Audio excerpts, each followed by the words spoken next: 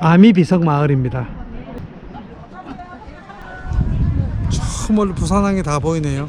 안녕하세요, 이쑤시개 장군입니다. 오늘은 부산에 있는 아미동 비석문화마을이라는 곳에 왔습니다. 둘러보니까요, 이곳이 한국전쟁 당시에 부산이라는 곳은 전국에서 피난민들이 다 몰려왔잖아요. 그 피난민들이 여기 부산항에 보이는 이 아미동 산자락에 엄청나게 많이 살고 있었어요. 근데 사실 이곳은 원래 일제강점기 때 일본 사람들이 많이 살고 있었기 때문에 그 사람들이 공동묘지였다고 합니다. 그 사람들이 비석이 여기 막 꽂혀 있었는데 그 공동묘지에 바로 우리 피난민들이 이 좁은 부산에 전 국민이 다 모였잖아요. 갈 곳이 없었어요. 그래서 이 공동묘지의 사람들이 집을 짓고 살기 시작했다고 합니다. 그 묘지에 있던 비석을 기둥삼아 판잣집을 짓고 이곳에서 살아. 그래서 아미 비석 문화마을이라는 이름으로 지금 이제 전국에서 많은 사람들이 여기를 다녀가고 있습니다.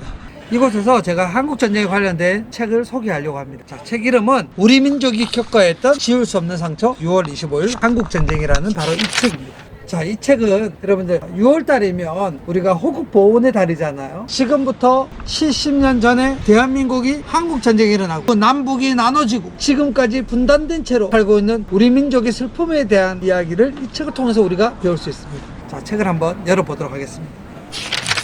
처음 열어보니까 어떤 내용이 있냐, 한국전쟁이 일어난 이유가 무엇인가. 우리는 100년 전에 대한민국은 나라를 잃었습니다. 일본의 나라를 빼앗겼죠. 그 일제강점기 35년 동안에 우리나라 사람들이 겪었던 식민지에 대한 이야기를 여기에 담아져 있고, 우리가 1945년 8월 15일 날 드디어 우리는 독립을 했습니다. 그런데 이 독립은 우리 스스로가 일본으로부터 독립한 것이 아니라 저 서방 세계에 의해서 일본이 항복하면서 우리가 독립을 얻게 된 거죠. 2차 세계대전에 일본과 미국이 전쟁이 일어나고 미국에서 원자폭탄이 히로시마 나가사키에 터지면서 일본 항복을 하게 된 거예요. 그래서 우리가 미국에 의해서 독립을 하게 됐습니다. 정확히 따지면 미국과 연합국의 승리로 인해서 우리는 독립을 하게 됐습니다. 자, 이것은 또 하나의 기쁨이자 또 하나의 비극의 시작입니다. 우리 힘으로 독립한 것이 아니기 때문에 미국과 소련 나라가 우리나라를 두 동강에 나눠서 신탁 통치에 대한 얘기가 이곳에 있습니다. 그 다음에 책을 열어보니까 뭐가 있나요? 소련제 탱크가 있습니다. 우리 남북 분단 상징하는 거죠. 여기 지도에 보니까 위로는 지금 북한이 있고 아래는 우리 대한민국이 있습니다. 탱크 242대가 1950년 6월 25일 대한민국으로 남침에서 내려와서 한국 전쟁이 일어나게 됐다는 것을 이 탱크로 보여주는 것입니다. 자세히 한번 더 보면요,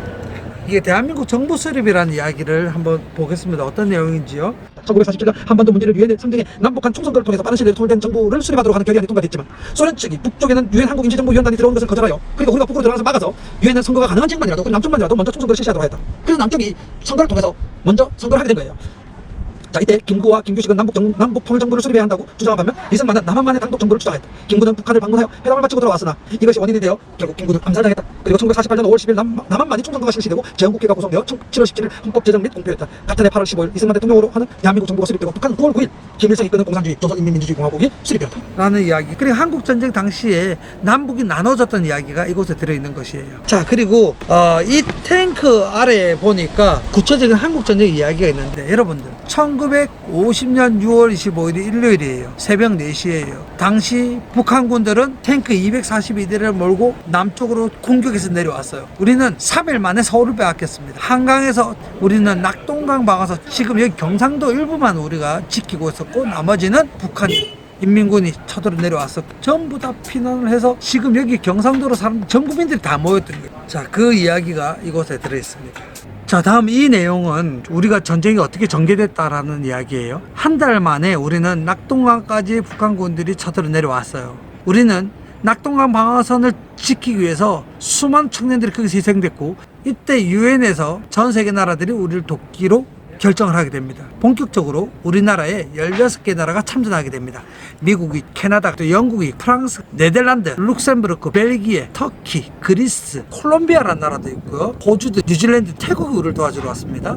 필리핀이 우리를, 에티오피아, 남아프리카 공화국이 도와주러 왔어요. 이렇게 16개 나라의 연합군들이 우리나라에 속속 도착하면서 당시 최고의 장군 맥아더라는 장군입니다. 2차 세계대전의 영웅이죠. 맥아더는 인천 상륙작전에서 북한군의 허를 찔러요. 낙동강에서 치고 올라가고 인천 상륙작전을 해서 양쪽으로 공격해서 우리가 이제 6월 25일 한여름에 일어난 전쟁이 드디어 반전을 해서 인천 상륙작전 성공하게 되고 9월 28일 우리는 서울을 수복합니다. 그리고 10월 1일 날 원래 꺼졌던 이 38선을 우리 힘으로 통과하게 됩니다. 그리고 우리는 북으로 진격하게 됩니다. 그의 겨울이 다 오고 우리는 저 압록강우 수만강까지 대한민국 국군과 유엔군들은 통일을 일보 직전에 이 전쟁에 중국이 개입하게 됩니다. 당시 중공이라고 했는데 20만 명이 우리나라의 전쟁에 개입해서 인해 전설 사람이 바다를 이뤄서 합천 밀려온다고 해서 북한에서 그 충격에 싸우기 시작합니다. 그리고 우리는 중국군의 그 많은 숫자에 밀려서 다시 후퇴를 하게 됩니다. 1951년 1월 4일 날 일사후퇴라고 해서 북한군과 중공군이 다시 밀려오기 시작해서 지금의 서울 부근에서 계속해서 서울을 뺏고 뺏기는 과정을 겪게 됩니다. 그리고 2년이 더 지나 그리고 나서 1953년 7월 27일 우리는 이 전쟁을 잠시 시기로 휴전 협정을 하게 되는 것입니다. 그 이야기가 이곳에 들어있어요. 바로 이것이 한국 전쟁이 우리 전개가 1950년 6월 달에 시작된 전쟁이 연합군이 모여서 인천 상륙작전을 해서 우리가 9월 28일 날 반겨울에 서울을 되찾고 10월 1일 날 38선을 통과해서 우리가 북으로 진격하게 되고 그해 겨울에 중공군이 전쟁에 개입함으로써 1951년 1월 4일 날 일사후퇴를 해서 우리 다시 후퇴를 와서 다시 뺏고 뺏기는 공방전을 계속 했었다. 그리고 전쟁은 3년간 이어졌었다 라는 이야기가 이곳에 있습니다. 자, 이 내용은요 38선과 휴전선은 다르다는 것입니다. 38선이란 한국전쟁이 일어나기 전에 미국과 소련이 우리나라를 두동강을 내면서 만든 선이 38선이에요. 그리고 휴전선이라는 것은 그 38선과 비슷한 즈음에 한국전쟁이 3년 동안에 계속 공격을 하고 공격을 받고 간 사이에서 이제 전쟁을 중단한 것이 아니라 잠시 멈추자 휴전 협정을 하면서 그어졌던 선이 바로 휴전선이에요. 지금도 그 휴전선에는 남북이 대치해서 서로 지키고 있죠. 우리는요 전쟁이 끝난 것이 아닙니다. 그래서 휴전선이라는 전쟁을 잠시 쉬고 있다. 실휴 전쟁 전자예요. 전쟁을 쉬고 있는 경계선을 얘기하는 것입니다. 그래서 38선과 휴전선은 엄밀히 다르다는 거. 그리고 여기 국군 유해 발굴이라고 있죠. 우리 한국 전쟁 당시에 수많은 우리나라 사람들 청년들이 죽었습니다. 그분들이 유해를 아직도 찾지 못해서 그 유해 발굴을 하고 있는 것입니다. 자, 이제 여기 국군 아저씨께 편지 쓰기라고 있죠. 국군 아저씨께 감사 편지를 한번 써보는 게 좋을 것 같습니다. 자, 그리고 책을 다시 덮어보면요. 자, 이 책의 뒤에는 탱크가 있죠. 한국 전쟁 당시에 부모를 잃은 누나가 동생을 업고 가는 장면을 통해서 우리가 한국 전쟁의 슬픔을 이해할 수 있습니다. 이쪽에는 우리 한국 전쟁 당시 시간의 연표고요. 이 전쟁이 남기고 간 아픔이라고 해서 인명 피해를 여기다가 적어놨습니다. 수백만 명의 사상자가 발생하여 다치거나 죽었습니다. 1000만 명이나 넘는 가족들이 흩어져서 만날 수 없게 됐습니다. 지금도 고향을 떠나와서 고향을 잃은 사람들이 많죠. 가족을 잃은 사람들이 많죠. 가족과 이별해서 지금 북한의 형제가 대한민국의 형제가 서로 가족이 흩어져서 만날 수 없게 됐습니다. 부모님을 잃어버린 수많은 전쟁고아, 이 아이들처럼 수많은 고아들이 생겨났습니다. 그리고 경제적으로도 우리나라 국토는 다 부셔졌고요. 그리고 모든 산업시설이 잿더미가 됐습니다. 그러니까 사람하고 돌밖에 안 남았었어요. 우리나라는 1953년 7월 27일 전쟁이 멈췄습니다. 하지만 그럼에도 불구하고 우리는 석기 시대로 돌아갔어요. 그리고 만들어진 것이 휴전 38선 부근에 남북이 나눠져서 철책을 통해 우리가 북으로 갈 수도 없고 북에서 내려올 수 우리는 이 대한민국이 두 개로 나눠진 그런 아픔을 겪게 됐다라는 것이 이 전쟁이 남기고 간 아픔이라는 것이에요. 자, 오늘 이 책을 통해서 우리는 지금부터 70년 전에 우리가 겪었던 엄청나게 슬펐던 이야기, 바로 그 시대를 우리가 배울 수 있습니다. 오늘 이야기는 우리 민족의 아픔 6월 25일 한국전쟁에 대한 이야기. 감사합니다.